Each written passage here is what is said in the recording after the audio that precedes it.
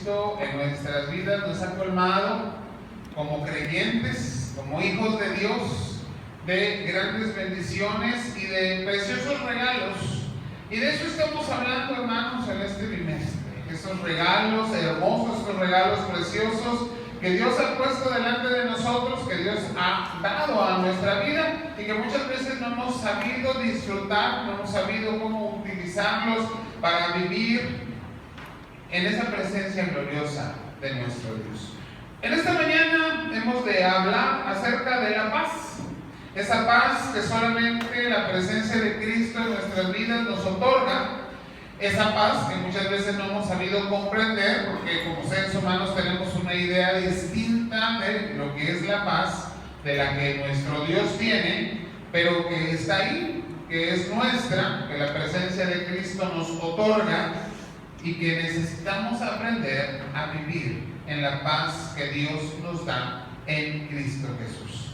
Acabamos de leer el Evangelio según San Juan, capítulo 14, y quiero volver a leer el versículo 27, un versículo que es icónico, un versículo que la gran mayoría de los creyentes sabemos de memoria. ¿Por qué? Porque en esos momentos de prueba, en esos momentos de conflicto, en esos momentos a veces de oscuridad por la que pasa nuestra vida, este versículo siempre trae aliento y descanso a nuestra vida. Porque son las palabras de nuestro Señor Jesucristo diciendo: la paz os dejo, mi paz os doy, yo no os la doy como el mundo la da. No se turbe vuestro corazón, ni tenga miedo. El contexto de esas palabras de nuestro Señor Jesucristo para sus discípulos, tú y yo, discípulos de Cristo, es un contexto de despedida. El Señor que está con sus discípulos ha estado hablando con ellos diferentes cosas, pero sobre todo se está despidiendo, les está haciendo ver que prontamente Él se ha de retirar de la vista de ellos, aunque su promesa es estar con nosotros todos los días hasta el fin del mundo. Sin embargo, no le habrían de ver y no le habríamos de ver hasta su bendito regreso. Es común, aún en nuestros tiempos, que gente descendiente del pueblo judío o ahora pueblo de Israel, al saludarse o al despedirse, utilicen la expresión de la paz para ello. Y bueno, la palabra que normalmente se utilizaría o que se utiliza es shalom.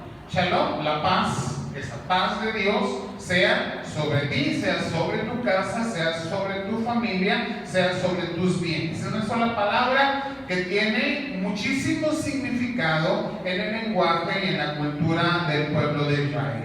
Sin embargo, hay algunos comentaristas que dicen que el pueblo judío, aún el pueblo judío de la época de Jesús, que estaba muy inmerso en la cultura de Roma y que hablaban el lenguaje del pueblo de ese tiempo, que era mucho más el idioma griego, en el cual está escrito el Nuevo Testamento, utilizaban no la palabra shalom, como se utiliza hoy en día, sino la palabra eirene, que significa exactamente lo mismo, la paz. La paz sea contigo. Sin embargo, dentro de la cultura, decíamos, puede ser una bienvenida o puede ser una despedida, y lo que indica es el deseo de que haya bendición, de que haya salud, de que haya prosperidad material, pero no deja de ser un buen deseo. Un deseo que el ser humano no es capaz de cumplir, ni siquiera en uno mismo, mucho menos en otros. Sin embargo, cuando hablamos del pueblo de Dios, cuando hablamos de un pueblo que ha sido bendecido por Cristo, con la paz de Cristo en sus vidas, este término toma un significado completamente diferente. ¿Por qué? Porque el término imparte ciertamente bendición con un poder que es inexplicable para nosotros, y sin embargo la palabra nos dice que tenemos ese poder y esa autoridad para compartir la paz que Dios ha dado a nuestra vida con otros. Prueba de ello está ahí en Mateo capítulo 10. Mateo capítulo 10, versículos 12, 13, el Señor le está diciendo a sus discípulos: bueno, vayan, toquen la puerta, si son recibidos, den la paz sobre esta casa, sobre esa casa, Y si la casa, dice el versículo 13, fuere digna, vuestra paz vendrá sobre ella. Mas si no fuere digna, vuestra paz se volverá a vosotros. Y este versículo lo que está diciéndole al creyente, al discípulo, es que ciertamente la paz de Dios en nuestra vida es una paz que se puede compartir. No por nuestro poder, no porque nosotros tengamos siquiera el deseo, sino porque Dios así lo dice, así lo da. Es su voluntad que tengamos autoridad para compartir la paz de Dios sobre nuestros semejantes.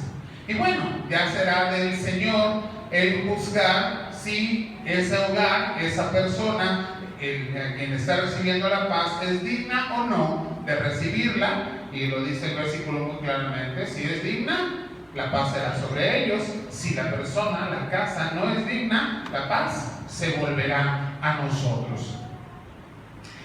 Sin embargo, tenemos que pensar cómo es la paz de Cristo. Esta paz, el Señor le está diciendo a los discípulos: yo no la doy como el mundo la da. Y lo que Jesús está dejando como regalo o como legado de despedida no es riqueza material, ni siquiera salud física, ni prosperidad con cosas que podamos considerar de valor, sino que la paz de Dios que Cristo ofrece al discípulo es una paz que tiene que ver con quietud espiritual, que se manifiesta en el alma por medio del Espíritu Santo. Y entonces el concepto de paz que podemos tener, de ausencia de conflicto, de tranquilidad emocional, de que no haya ninguna alteración en nuestro alrededor, pierde completamente el sentido. Lo que el Señor nos está diciendo es que aún en medio de las situaciones de angustia, de necesidad, de frustración, aún en medio de los problemas y de la persecución, la paz del Señor está, mora, es permanente, es perfecta y es vivencial en cada uno de nosotros. Esa misma paz de Dios que experimentaron los antiguos, caminando en el Señor y bajo su voluntad. El Salmo 55, en el versículo 18, nos habla un poco acerca de esta paz, diciéndonos: Él redimirá en paz mi alma de la guerra contra mí, aunque contra mí haya muchos.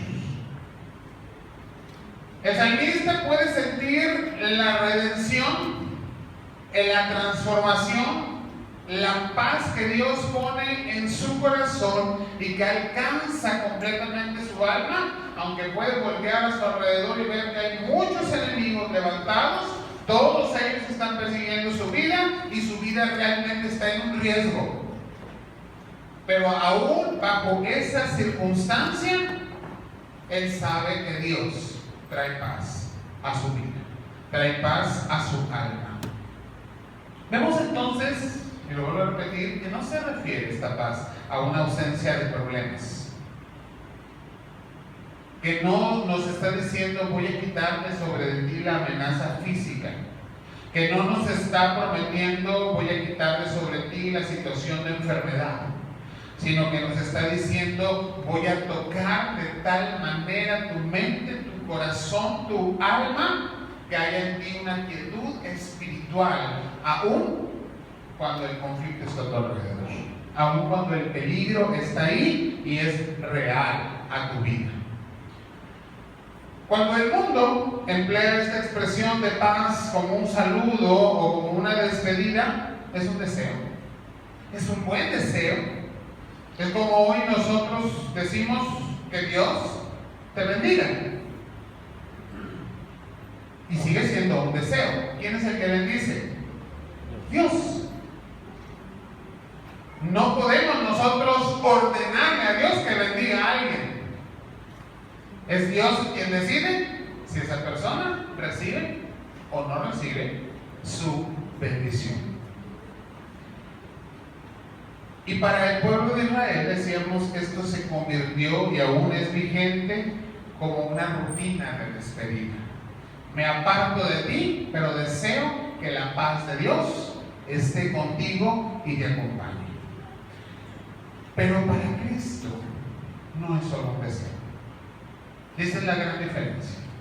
Para Cristo no es un deseo, no es una rutina de un adiós. Para Cristo es una realidad, es una paz que la palabra nos dice que sobrepasa nuestro entendimiento y que es real, viene a nuestra vida y efectúa transformaciones que nosotros no podemos entender. Pero es una paz que le pertenece a Cristo. Es una paz que ganó con sufrimiento a costa de su propia vida y que aún pudo retenerla y no lo hizo. Él compartió, da este regalo, este don a sus discípulos y lo manifiesta abiertamente para sus amigos. La paz de Cristo es para los amigos de Cristo. Y quizás nuestra primera reflexión tendría que ser esa: mi vida manifiesta mi amor, mi amistad con Cristo. Porque entonces tengo seguridad de que la paz de Cristo está en mi vida. Recuerda, no es de ninguna manera como el mundo la da.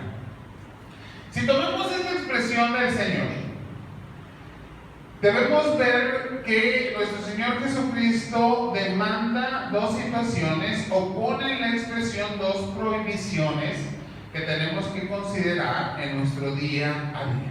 Ambos son verbos, son imperativos en el tiempo presente y están dirigidos a ti de una manera individual como están dirigidos a mí. Literalmente el Señor nos dice en la segunda parte de este versículo: no se siga turbando tu corazón y no tengas miedo.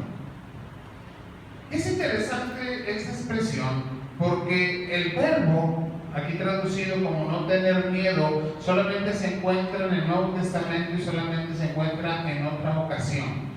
Y es la ocasión cuando los discípulos arriba de la barca, en medio de la tormenta, tienen miedo y el Señor viene y les dice, Mateo capítulo 8, versículo 26, ¿qué teméis, hombres de poca fe? Y es una reprensión.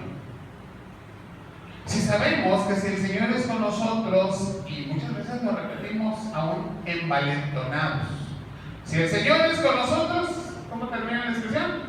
¿Qué contra nosotros?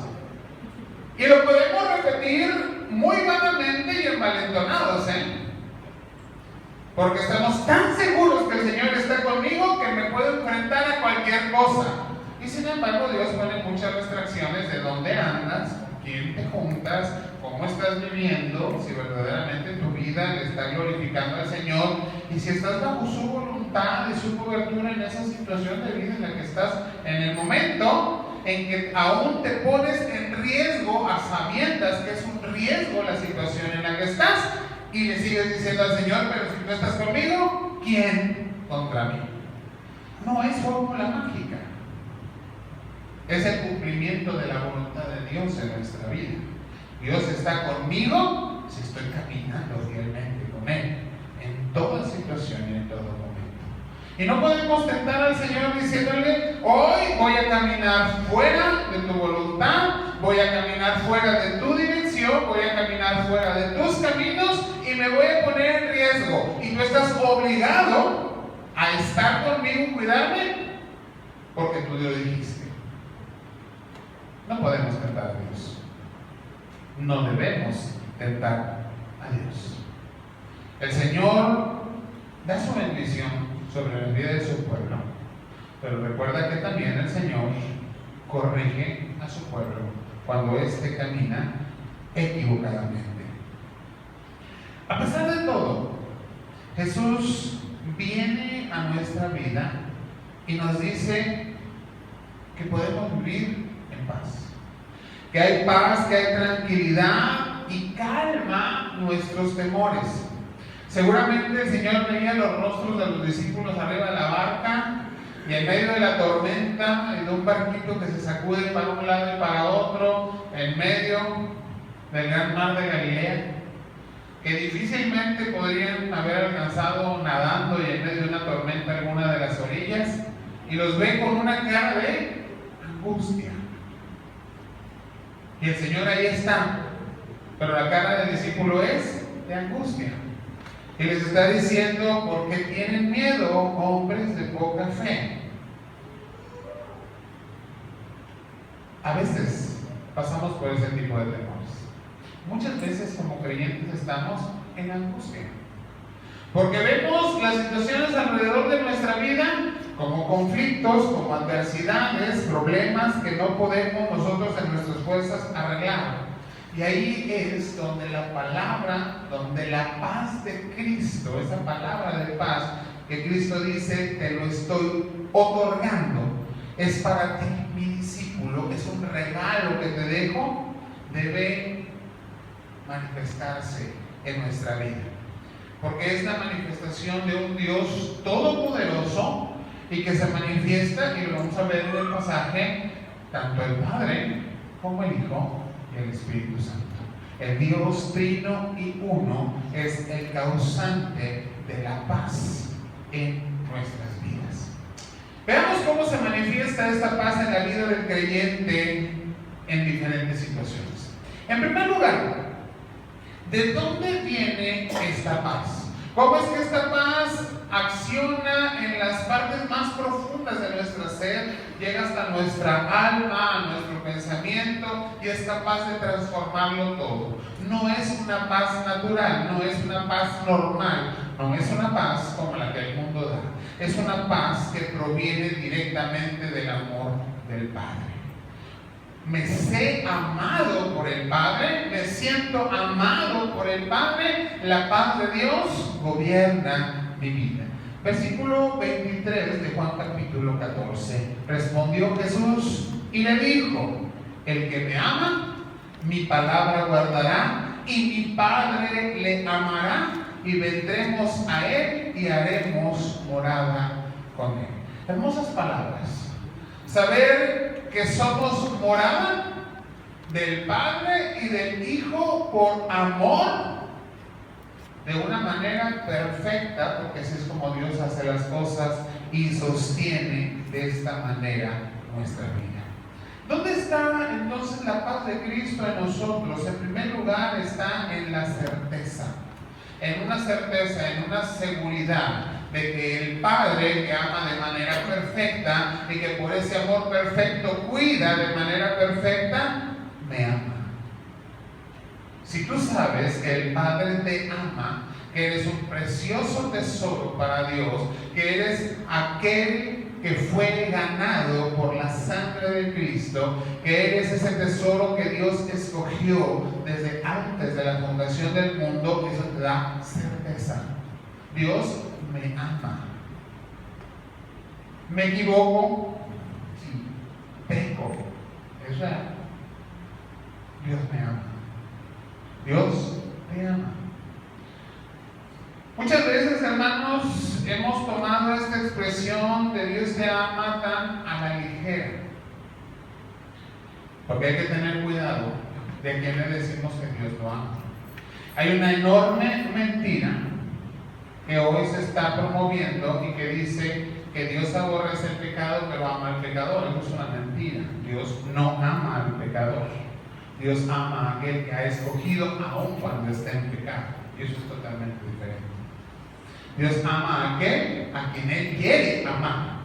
El amor de Dios es su voluntad perfecta manifestada. Sin embargo, tenemos las declaraciones de la palabra. Dios ama a su pueblo, Dios ama a sus hijos, Dios nos ama porque ve en nosotros la presencia de Cristo. Cristo está en tu vida, eres objeto del amor de Dios. Ahí hay certeza. Tu Padre Celestial. Decimos que todos los seres humanos, y ese es un grave error, son hijos de Dios. No, solo los que han sido elegidos, amados por el Padre, hechos hijos de Dios por la fe en Cristo Jesús, son hijos de Dios. Y somos los únicos que podemos decir: Él es nuestro Padre, y por cuanto es nuestro Padre, la declaración de Dios es esa certeza de que el Padre me ama y que me ama sin condiciones, porque me escogió sin condiciones, me perdonó sin condiciones, me dio a Cristo sin condiciones, me da seguridad. Dios me eligió para ser objeto de su amor por su voluntad soberana y nada intervino en ello.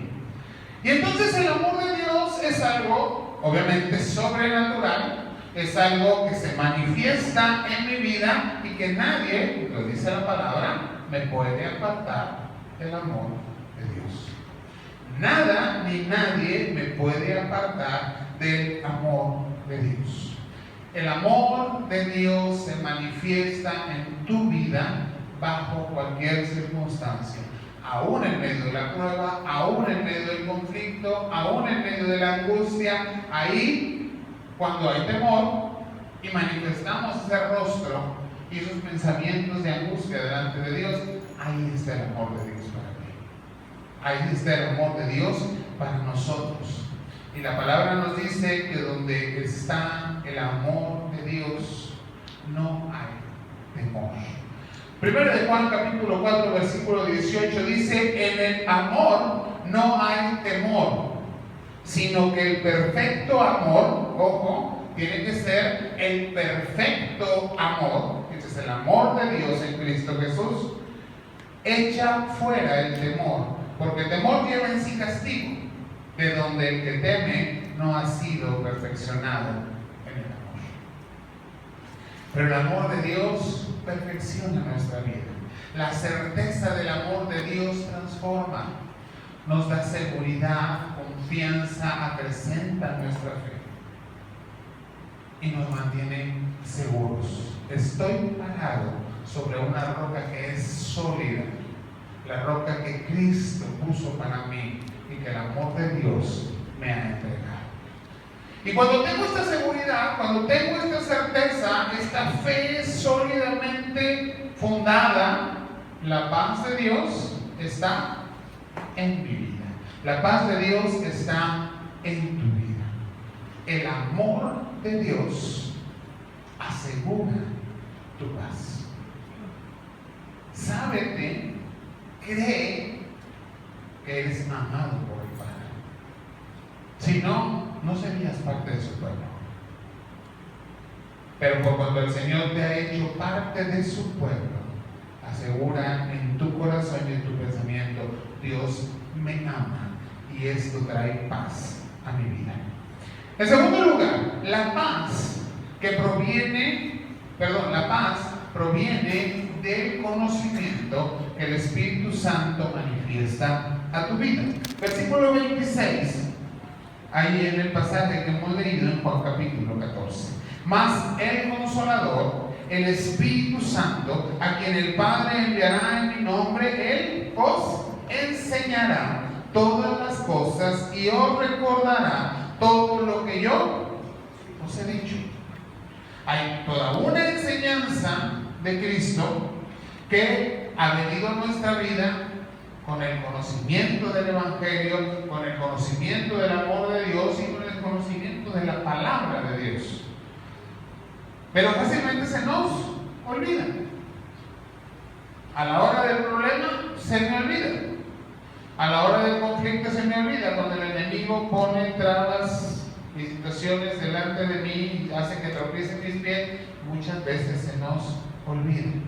Pero ahí está el Espíritu Santo. El Espíritu Santo está ahí para enseñarnos, si no lo sabíamos, y para recordarnos, si ya lo sabíamos. Es sabiduría de Dios manifiesta para tu vida y para mi vida, con la presencia del Espíritu Santo todo el tiempo, todos los días. El Espíritu Santo manifiesta este conocimiento espiritual y lo manifiesta de una forma continua. ¿Qué causa el conflicto? El conflicto causa temores. La tormenta le causa temor al discípulo y el discípulo se angustia. ¿Qué pasa cuando tenemos situaciones de conflicto en nuestra vida? Normalmente el ser humano busca apoyo. Hay algunas personas que no lo hacen, pero la generalidad de los seres humanos, si tenemos algún conflicto, alguna angustia, buscamos alguien que nos ayude o algo que nos apoye. Necesitamos esto. El problema es que buscamos en lugares totalmente equivocados. Porque nuestro primer lugar para encontrar el apoyo debe ser el Señor, y a quien primero debemos acudir es al Espíritu Santo que vive y mora en nosotros. Porque dice la palabra que Él nos enseña si no sabías y te recuerda si ya lo sabías y se te está olvidando. Y ahí está toda la palabra de Dios, todo el Evangelio de Cristo y toda la seguridad del Señor para tu vida en la sabiduría que el Espíritu Santo manifiesta a tu mente y a tu corazón.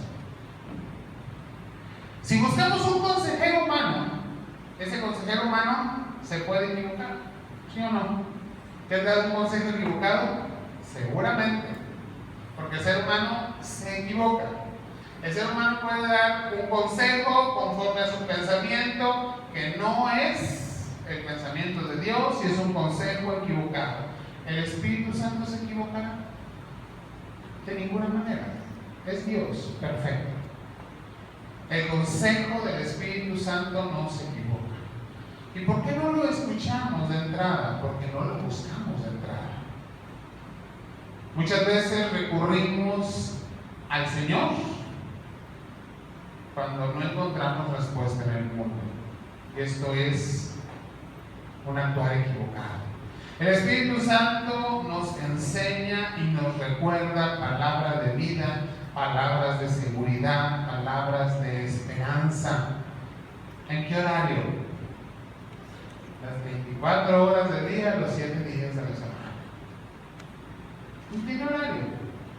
No tenemos que hacer cita como con el médico, con el psicólogo o con el consejero, ¿verdad? Que hoy los podemos contratar. Ahí está para nosotros, con promesa de Cristo de que está para nosotros, para velar, para aconsejarnos, para cuidarnos, para restaurarnos, para consolarnos si estamos quebrantados. Cuando seguimos la enseñanza, cuando seguimos el consejo, el recordatorio del Espíritu Santo en nuestra vida, estamos abriendo un camino distinto. Un camino que es seguro. Un camino seguro que trae para nosotros paz. Cualquier otra situación nos puede causar aún más conflicto o inseguridad bajo la premisa de que el ser humano se equivoca. Cuando sabemos que nuestro consejo es conforme al Señor y es el Espíritu Santo obrando en nosotros, tenemos seguridad. Y la seguridad nos habla y nos trae la paz de Dios. A mí me llama mucho la atención el apóstol Pablo, sabiéndose seguidor de Cristo, sabiéndose seguidor de la palabra, guiado por el Espíritu Santo, manifiesta una seguridad que muchas veces no nos atreveríamos a manifestar. Pero me llama la atención sus palabras de Filipenses 4:9, que dice: lo que aprendisteis y recibisteis y oísteis y visteis en mí, esto haced, y el Dios de paz estará con vosotros. No por él, no por sus fuerzas, no por sus capacidades, sino porque se sabe seguro de que su guía es la palabra y es el Espíritu. Y sabe que está viviendo en la palabra bajo la guía del Espíritu. No es una exaltación del apóstol, sino una exaltación de la palabra y la guía del Espíritu. Pero sabe que si yo estoy haciendo lo que la palabra y el Espíritu dictan, entonces si tú haces lo que yo hago, el Dios de paz estará con vosotros. ¿Cuánto nos atreveríamos a decirle esto a alguien más? El apóstol se lo dijo a miles y millones de personas, y no por vanagloria. Sabían quién estaba guiando. Esa es la seguridad que aporta a nuestra vida paz en medio de cualquier situación que trae conflicto. Tercer lugar, la paz proviene de una esperanza, de la gracia, la gran esperanza de Cristo. Y la gran esperanza del creyente es Cristo viene y viene pronto. Versículo 28 de Juan capítulo 14. Habéis oído que yo os he dicho, voy y vengo a vosotros. Dejaré hasta ahí la lectura del versículo. Piensa un momento en el retorno de tu Señor, en el retorno de nuestro Señor Jesucristo. ¿Lo anhelamos? ¿Lo estamos esperando? ¿Nos sentimos tranquilos, confiados con ese retorno? Pensaba al estar preparando el mensaje, ¿qué nos puede causar temor o cuándo nos puede causar temor si pensamos en el regreso del Señor? Y la forma en que pueda causarnos temor el regreso del Señor es que no nos encuentre haciendo su voluntad. Y lo cantamos, ¿no? Hay un canto que cantamos repetidas veces: Señor, que me encuentres haciendo tu voluntad. Tenemos ese temor. Es más, yo creo que llegamos a pensar, y equivocadamente, porque si tenemos seguridad de salvación, aunque el Señor no nos encuentre haciendo su voluntad, la salvación no la vamos a perder si somos creyentes salvos por la fe en Cristo Jesús. Pero nos da cierto grado de temor. Consideramos que no sería bueno que el Señor nos encuentre fuera de su voluntad. Y entonces cada día se convierte en un reto. Y yo creo, déjame le comparto esto para que no se quede con una idea equivocada, que el Señor nos deja ese temor en nuestra mente precisamente para que nos mantengamos y veamos cada día como un reto el de buscar hacer la voluntad de Dios. ¿Sí? Porque si no hubiese ningún temor en nosotros, cada quien haría lo que mejor le parezca y esa no es la voluntad de Dios. Entonces deja el Señor esos puntos ahí en nuestra vida para que estemos considerando cómo estamos viviendo. ¿Por qué? Porque sabemos que nuestro Señor Jesucristo regresa en las nubes, todo ojo le verá, y viene en calidad de juez justo. ¿Qué hace un juez justo? Le paga a cada quien lo que merece. Y ahí empiezan los temores. ¿Qué merezco si no estoy en la voluntad de Dios? Podemos pensar de esta manera. Pero aquí, hermanos, es donde tenemos que ver cómo la esperanza del retorno de Cristo tiene que estar unido a la obra de Cristo en nuestras vidas. Si yo tengo seguridad de salvación es porque el Señor me ha justificado. Y esa justificación me da una esperanza viva del regreso de mi Salvador. Y aquí la clave es que espero el regreso sabiéndome justificado. Romanos capítulo 5 versículo 1 nos dice: justificados pues por la fe tenemos paz para con Dios por medio de nuestro Señor Jesucristo. ¿Qué es lo que tenemos para con Dios? Paz. No tengo problema con Dios, no tengo conflicto con Dios, no le debo nada. Se oye muy feo, es decir, que ningún pecado me va a ser cobrado. ¿Por qué? Porque han sido justificados. Soy justificado. La pregunta sería: ¿te sabes justificado? ¿Te sientes justificado?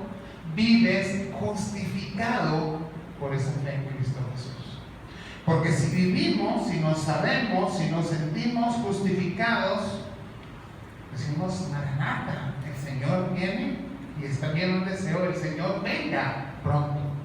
¿Por qué? Porque sé que cuando mi Señor venga, este mundo se terminó y una nueva realidad hay para mí como creyente. Ser glorificado para estar en la presencia de mi Señor por toda la eternidad.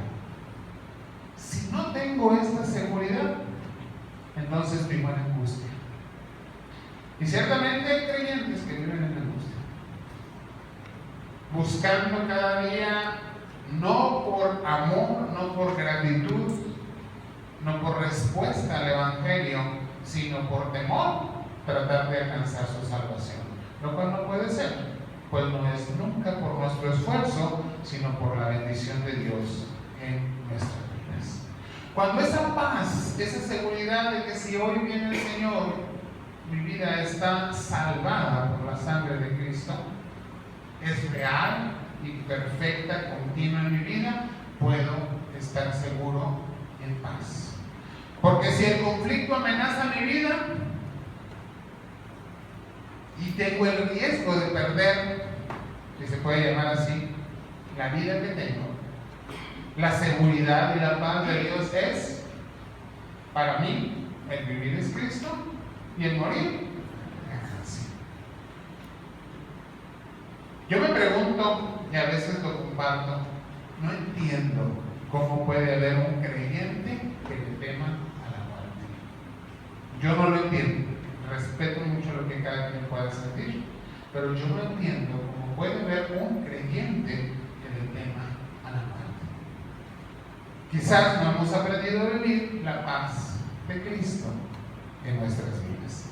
La paz de Dios, con eso termino, es un regalo.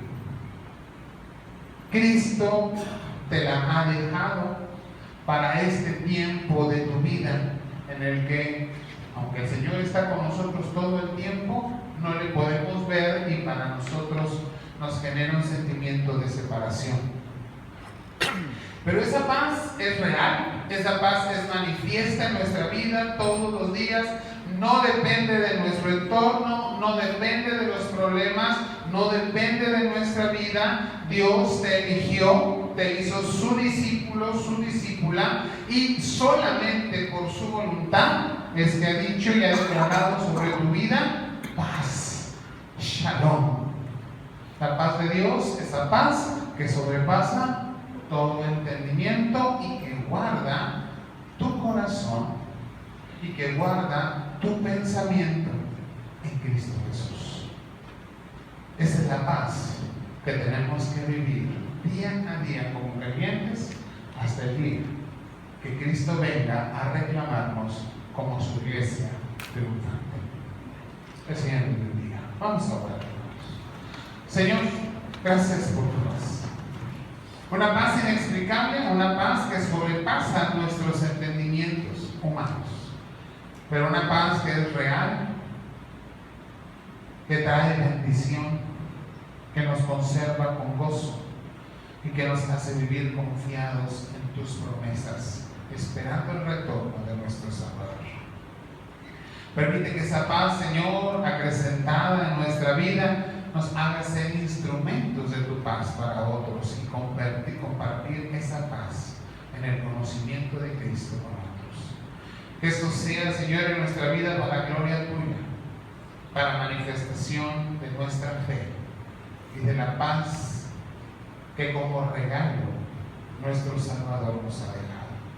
Confirma pues tus palabras, Señor, en nuestra vida en Cristo Jesús.